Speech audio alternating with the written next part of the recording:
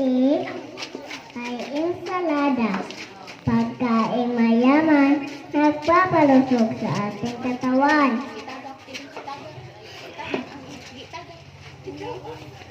Lisod ti Chris Ann. Sunod. G ay gulay. Marahong sariwa, nagbibigay lakas sa batang mahina. H ay hangin, ating papasukin sa silid tulugan na malanghap natin. I naman ay isda. Candy. Pagkain kailangan sa buong maghapon kahit minsan lamang. Thank you.